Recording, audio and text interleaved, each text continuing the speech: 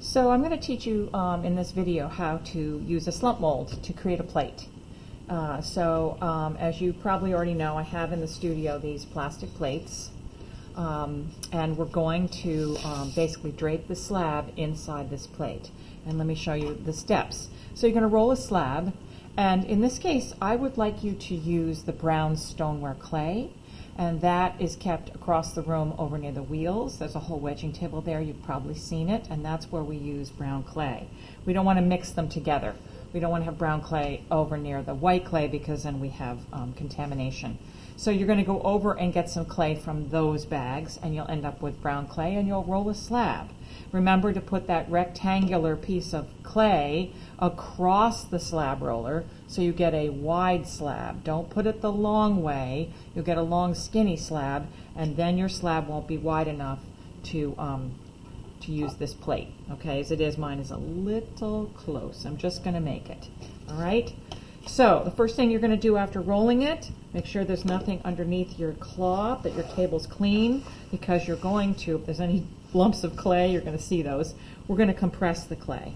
And you can do that with any of our ribs, the plastic ribs. I don't recommend you smooth with one of the metal ones. So there's this one, there's also a yellow one, there are the orange ones. But you're going to compress the clay particles because they've just been stretched. And when you stretch the clay particles out, the piece becomes a little more susceptible to warping. I'm now going to turn it over, and I'm going to compress this side. So because these cloths are used for both the brown and the gray clay, the earthenware and the stoneware, sometimes you pick up little bits of one clay or another, but we're going to be glazing, and so all of that will be covered up with glaze, so don't worry. Okay, so I now have my slab. The next thing I'm going to do is I'm going to take one of these plates, and we're going to use a product called Press and Seal. And this is going to keep the plate from sticking to, this is going to keep the clay from sticking to the plate. So I'm going to pull off a piece large enough to cover the plate. I don't know if you've ever used this or not, but it's like a saran wrap that has a sticky side. So I'm going to lay it, let me show you, move this over to where you can see. I'm going to lay it on top of the plate, spread out as nicely as I can, and then I'm going to start to work from the center out. It is ever so slightly sticky, so it will stick to the plastic. And the goal is to not have a lot of wrinkles if you can avoid them. So I'm working to go from the center out. I'm going to make sure that it's nicely attached to the little indentation here. That's important. We don't want to trap any air under there because then you won't get a nice pressing on your clay, and your plate won't have the exact conformity of the shape of the plate. Okay, so pretty good. A few little wrinkles, but not a big deal. A few are fine. That's not really down there. Let me do that again. There we are. And then I'm just going to tuck this underneath, just to get it out of my way. All right? So now I'm ready to lay my slab. Now I noticed that I made a ring when I did that. I am trying to keep everything under the camera lens. So you would not have set the plate down on your beautiful slab, but in order to get in the camera, I had to. Okay, so now you're going to turn the mold, the plate, upside down, and it's just barely fitting. And I'm going to cut it out. You can use a needle tool or a nice sharp stick tool. I should have had that ready. I like to use a needle tool. You could also use a knife, okay? But the important thing is that you keep your tool vertical. Don't tip it this way and go under the plate, and don't do this and cut it wider than the plate, but instead stick it in and keep that tool vertical and go around. Oh, I didn't realize I was missing plate over here. Well, that's all right. I have already cut, so I'm committed. And this is probably not a keeper since it's a demo piece. Be sure the plate is fitting on the clay. I went over here, there's no clay, so we'll see what happens. And then you're going to take the scraps, and you're immediately going to smush them up. and put them back in plastic so that this clay doesn't dry out, because it'll dry out in just a matter of minutes. All right, and now I'm going to gently lift this off. So as you can see, I'm missing clay here, but that's okay. This is just a demonstration, and you can use your imagination. As I've said to you often, when I do a demo, I frequently don't make my best work because I'm so busy thinking about teaching that I don't think about what I'm doing.